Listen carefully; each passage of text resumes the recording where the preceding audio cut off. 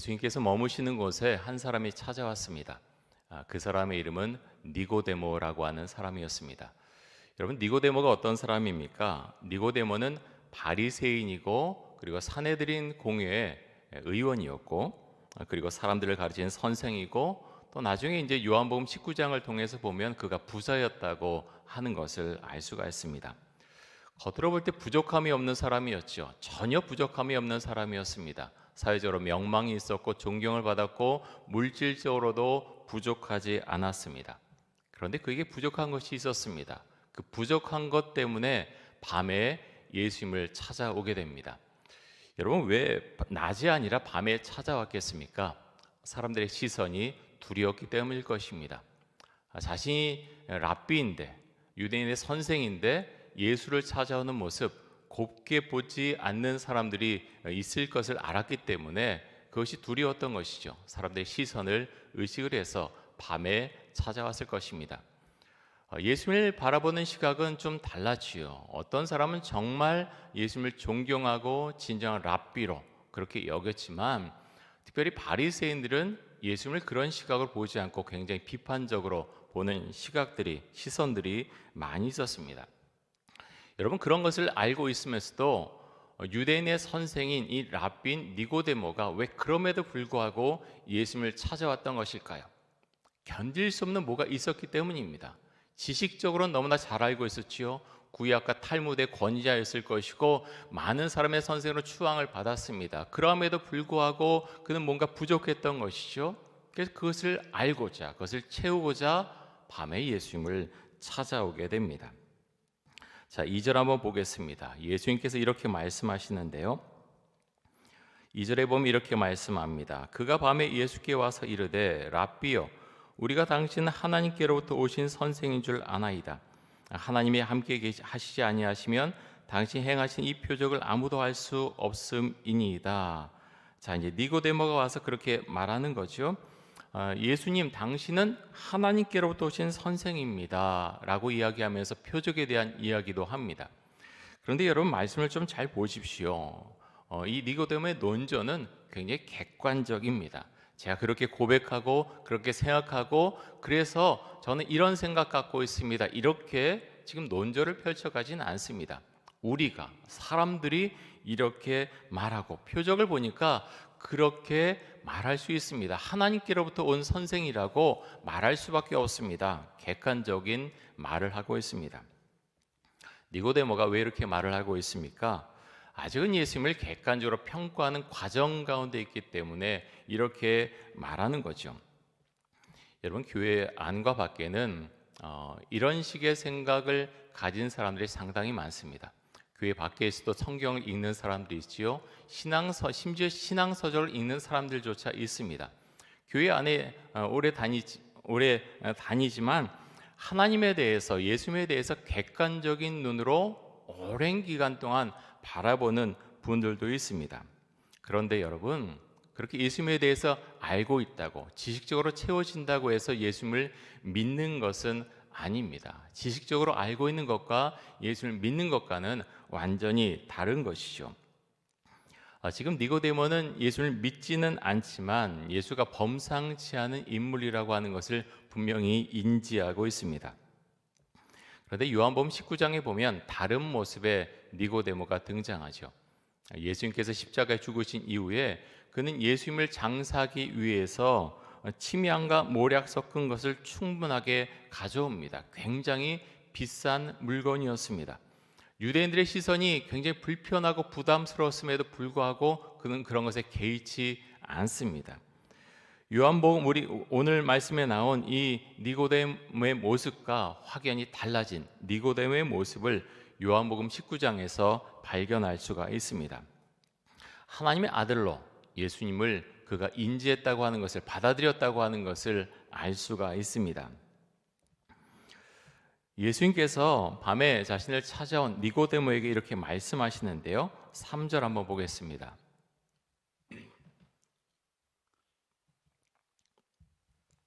굉장히 중요한 말씀입니다. 우리 같이 한번 읽겠습니다. 예수께서 대답하여 이르시되 진실로 진실로 내게 이르노니 사람이 거듭나지 아니하면 하나님의 나라를 볼 수 없느니라. 자, 거듭나지 아니하면, 다시 태어나지 않으면 하나님 나라를 볼 수 없느니라. 다시 말하면 하나님 나라에, 천국에 들어갈 수 없다라고 말씀을 하셨습니다. 여러분, 거듭난다는 것이 무엇입니까? 이제 이런 좀 다른 의미를 볼 수가 있죠. 거듭난다, 이제 다시 태어나는 거는데요. 이것은 첫 번째는 땅에서 태어나는 것이고요. 두 번째는 하늘에서부터 태어나는 것을 말합니다. 어떤 원어적인 의미로는 이 거듭난다는 것을 위로부터 난다라고 표현을 할 수 있는 거죠. 그래서 이제 두 번 태어나야 되는 건데, 땅에서 태어나는 것은 사람들은 그것을 분명히 알고 있습니다. 엄마의 배에서 이제 태어나는 거죠. 근데 하늘로부터, 위로부터 태어나는 것, 그것은 임하는 것입니다. 우리 머리로, 지식으로 얻을 수 있는 것이 아니죠. 하지만 니고데모는 이 말씀을 이해할 수가 없었습니다. 구약의 권위자였을 것이고 탈무에 대해서 잘 알고 있었을 테지만 그는 이 말씀이 무엇인지 잘 알지 못했습니다. 왜 그렇습니까? 이 말씀은 영적인 말씀이기 때문에 그랬습니다. 자, 5절에서 예수님이 거듭난다고 하는 것에 대해서 설명을 해주시는데요. 5절 한번 보겠습니다. 같이 한번 읽습니다. 예수께서 대답하시되 진실로 진실로 내게 이르노니 사람이 물과 성령으로 나지 아니하면 하나님의 나라에 들어갈 수 없느니라. 자, 물과 성령으로 나지 아니하면 하나님의 나라에 들어갈 수 없다, 천국에 들어갈 수 없다라고 말씀합니다. 그러면 여러분, 여기서 말하는 물과 성령, 이게 굉장히 중요한 대목인데요. 그러면 물과 성령은 물 세례와 성령 세례를 가리킵니까? 그렇게 말하기는 좀 어렵습니다. 왜냐하면 우리가 물 세례를 받지 않아도 내가 예수를 믿으면, 정말 나의 구원자로 그렇게 고백하면 하나님의 나라에 들어갈 수 있다, 천국에 들어갈 수 있다고 우리는 그렇게 가르치고 그렇게 기도하고 그렇게 믿습니다. 근데 여기서 이것을 물 세례라고 그렇게 단정을 지어 버리면 물 세례를 받지 못한 사람은 하나님의 나라, 천국에 들어갈 수가 없게 되는 거죠. 그래서 물 세례라고 단정짓기 어렵고요. 그러면 그 다음에 나온 것이 성령 세례냐? 성령 세례와 완전히 관련이 없다라고 말할 수는 없지만, 하지만 이것이 성령 세례라고 그렇게 단정지어서 말하기는 어렵습니다. 여기서 말하는 물과 성령으로 난다라고 하는 의미는 죄를 씻고 주의 은혜로 마음을 새롭게 하는 그런 것으로 우리가 볼 수가 있습니다. 성령 세례, R.A. 토레이 목사님은 성령 세례에 대해서 이렇게 설명을 하셨습니다. 성령 세례에 대한 책에 보면 이렇게 설명을 했는데요. 잘 들어보십시오. 성령의 세례는 죄에서 정결케 하는 것이 목적이 아니라 증거케 하고 봉사하게 하기 위하여 능력을 부어주시는 것이 목적이다. 여러분, 성령의 세례는 죄를 정결케 하는 데 목적이 있는 것이 아니라 예수님을 증거하게 하기 위해서, 봉사하기 위해서, 헌신하게 하기 위해서 능력을 부어주시는 것, 그것이 성령 세례다. R.A. 토레이 목사님은 그렇게 설명을 합니다. 예수님의 제자들 한번 생각해 볼까요? 사도행전 2장에서 마가의 다락방에서 성령, 다시 좀 더 정확히 말하면 이 R.A. 토레이 목사님의 그런 설명에 의하면 성령 세례를 받는 거죠. 성령 세례를 받기 전에 이들은 이미 중생되어 있었습니다. 거듭나 있었다는 거죠. 하나님의 나라에, 천국에 들어갈 수 있는 자격 요건이 부여된 그런 사람들이었습니다. 그런데 여러분, 예수님께서 이렇게 말씀을 하시는데요. 사도행전 1장 4절과 5절 제가 한번 읽어드리겠습니다. 사도와 함께 모이사 그들에게 분부하여 이르시되 예루살렘을 떠나지 말고 내게서 들은 바 아버지께서 약속하신 것을 기다리라. 요한은 물로 세례를 베풀었으나 너희는 몇 날이 못되어 성령으로 세례를 받으리라 하셨느니라. 자, 예수님께서 말씀하시죠. 너희가 성령으로 세례를 받을 것이다. 그 말씀 그대로 마가의 다락방에서 기도하다가 성령을 받습니다. 다시 말하면 성령 세례를 받게 됩니다. 여러분, 뭐가 다릅니까?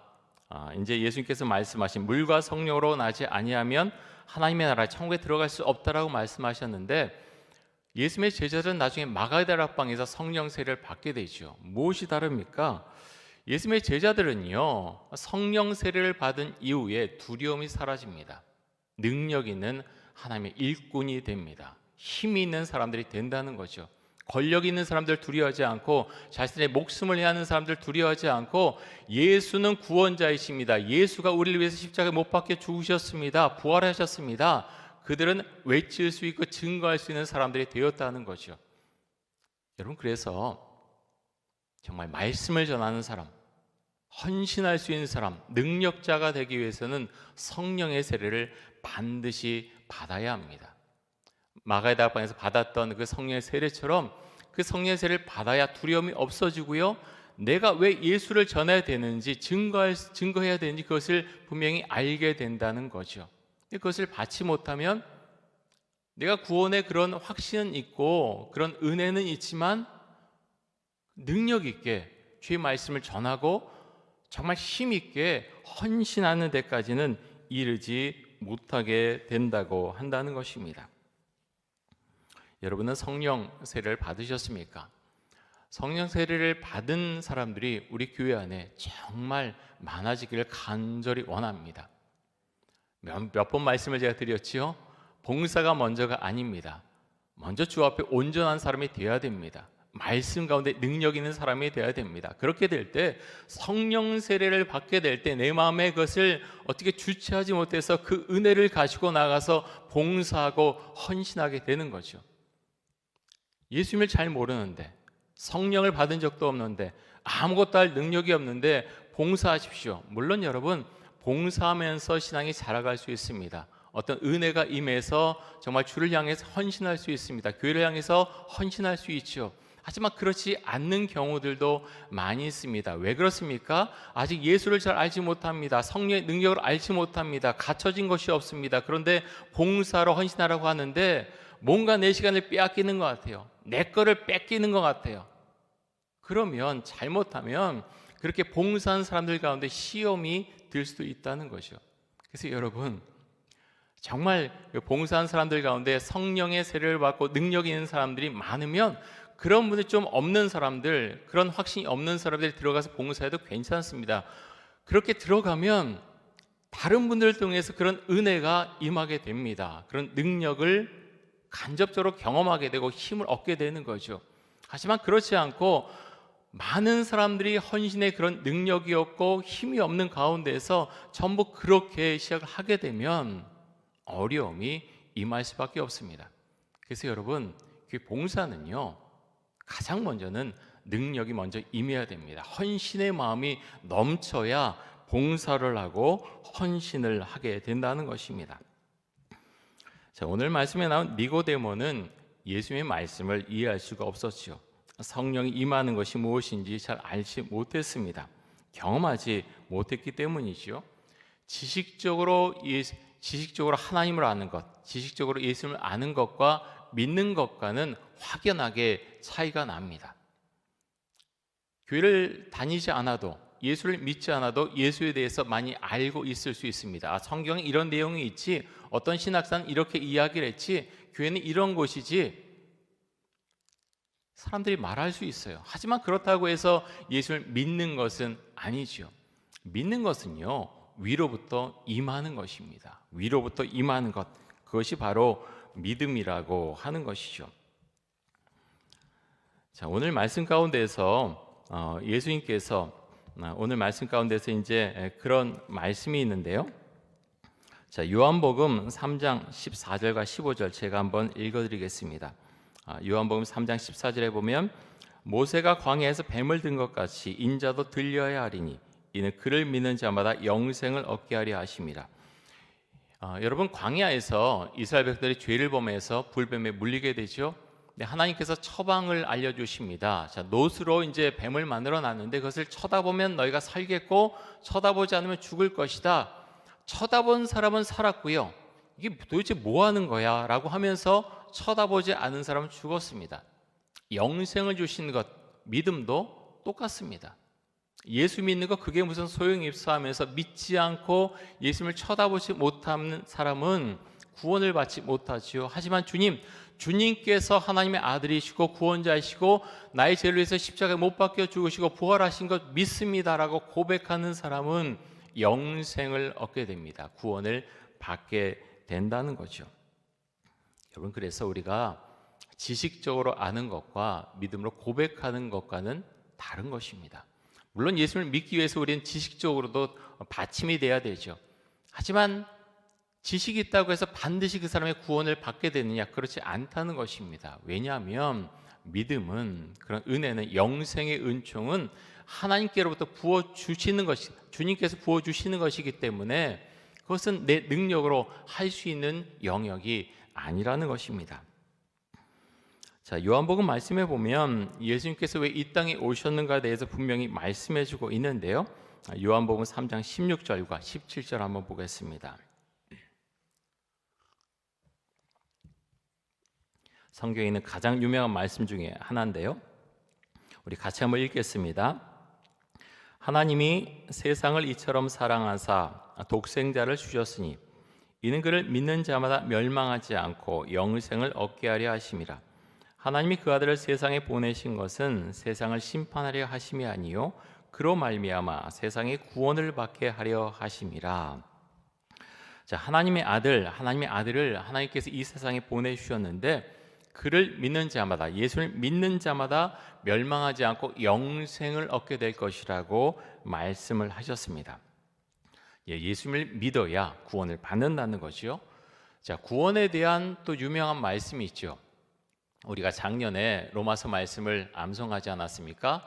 로마서 10장 9절과 10절도 한번 보겠습니다. 이렇게 말씀합니다. 같이 한번 읽습니다. 내가 만일 내 입으로 예수를 주로 시인하며 또 하나님께서 그를 죽은 자 가운데서 살리신 것을 내 마음에 믿으면 구원을 받으리라. 사람이 마음으로 믿어 의에 이르고 입으로 시인하여 구원에 이르느니라. 내가 만일 예수를 내 입으로 뭘로 시인한다고요? 주인으로 시인하고 또 하나님께 그를 죽은 자 가운데 살리신 것을, 부활하신 것을 내 마음에 믿으면 구원을 받으리라라고 말씀합니다.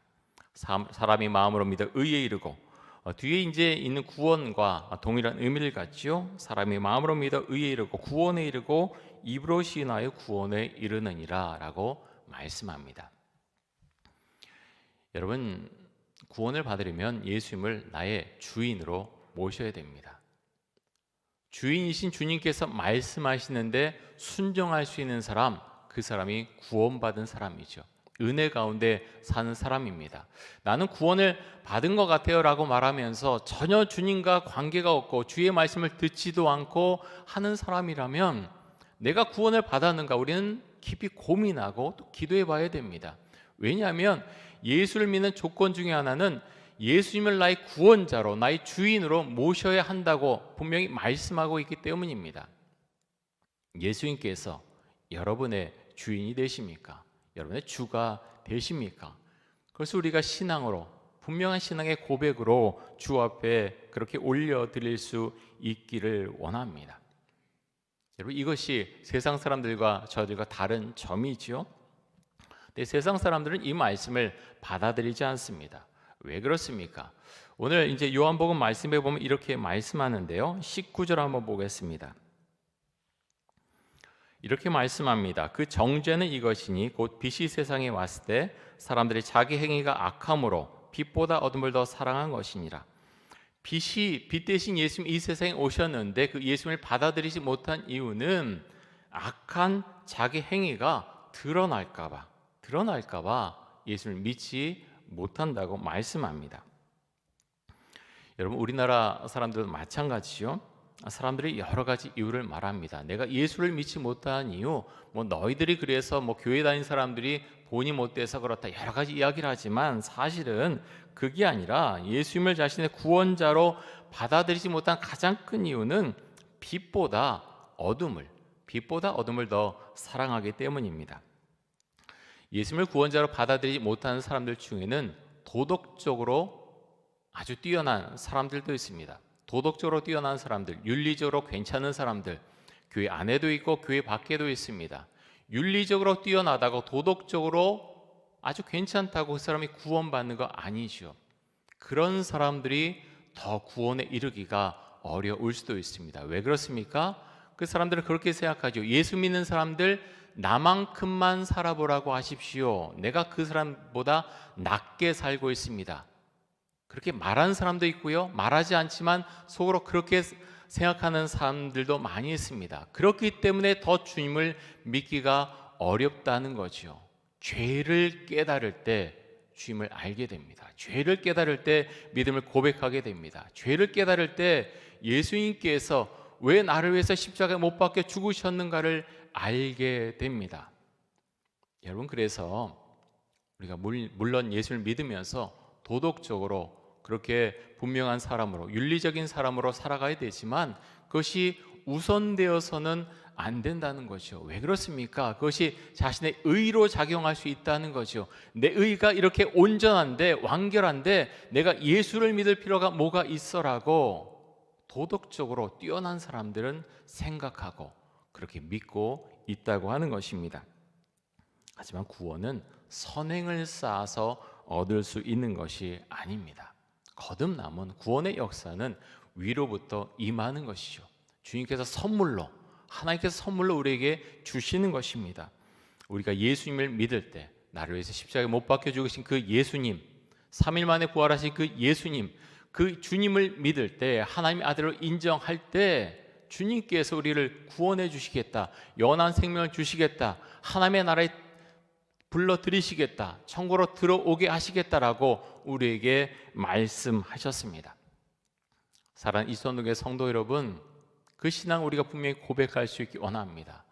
특별히 정말 기도하고 정말 부탁드리는 것은, 여러분, 능력 있는 사람을 위해서 좀 더 앞으로 나아가십시오. 주님, 제가 구원받았습니다. 그래서 감사합니다. 물론 거기까지도 정말 감사합니다. 하지만 거기에 좀 더 나아가십시오. 주님, 마가다락방에서 제자들이 그 성령을 받고서 능력을 받은 것처럼 주님, 저에게도 은혜를 주옵소서. 두려움이 없어지게 해주시고 내가 믿은 예수, 그 예수를 다른 사람들에게 가서, 예수님을 아직 모르는 사람들에게 가서 전할 수 있는 그 마음, 두려움을 없애는 그 능력을 저에게도 부어 주옵소서. 우리가 주 앞에 그렇게 기도할 수 있게 원합니다. 여러분, 주께서 부어주시면, 내가 할 수 없다고 생각했지만 주의 능력이 임하면 우리는 할 수 있습니다. 우리가 세상 가운데 우리가 할 수 있는 것, 우리가 지식적으로 쌓아놓은 것, 그것은 한계가 있죠. 하지만 성령이 임했을 때, 마가의 다락방에서 제자들에게 임한 것뿐만 아니라 우리 교회 안에도 주의 성령이 임하고 주의 성령께서 모든 것을 인도해 주시면 주님께서 이루어 가신다고 하는 것, 우리가 믿음으로 고백할 수 있기 원합니다. 코로나19 때문에 우리가 함께 모이지 못합니다. 그런 날들이 오랜 기간 동안 지속되고 있습니다. 여러 가지가 어려운 건 사실이죠. 하지만 여러분, 분명히 기억하십시오. 주의 능력이 임하고 은혜가 임하면 그곳에서부터 새로운 것이 펼쳐져 나갑니다. 부흥의 역사가 일어나게 된다는 것이죠. 우리가 그 믿음을 고백할 수 있기 원합니다. 저와 또 우리의 같은 교육자들과 우리 장로님들, 하나님의 은혜 가운데서 우리가 함께 나아갈 수 있기를 원합니다. 여러분, 그렇게 기도하시고요. 올 한 해 특별히 다른 해보다도 주님, 주의 능력으로 가득한 해가 될 수 있기 원합니다. 성령 충만한 해가 될 수 있길 원합니다. 우리 함께 기도할 수 있기 원합니다. 그런 가운데에서 교사가 능력을 받았을 때, 은혜를 받았을 때 교회 학교가 새로워지는 것입니다. 여러 가지 프로그램 교육하는 거 필요합니다. 해야 되겠죠. 하지만 그런 성령의 능력을 받지 못하면 아무리 많은 것을 가르치고 좋은 설비가 있고 여러 가지가 다 갖춰져 있어도 우리는 아무것도 하지 못할 것입니다. 왜 그렇습니까? 머리로만 받아들이기 때문이죠. 교회는 머리로 하는 곳이 아닙니다. 능력이 임할 때, 성령의 능력이 임할 때 우리는 그때서야 제대로 감당해 나갈 수 있습니다. 특별히 우리 교회학교의 교사들, 우리 선생님들 주 앞에 기도하시고요. 정말 성령의 능력을 받게 하여 주옵소서. 그렇게 기도하시고 정말 능력 있는 교사들로 거듭나는 그런 은혜가 있기를 간절히 원합니다. 우리 함께 기도하겠습니다.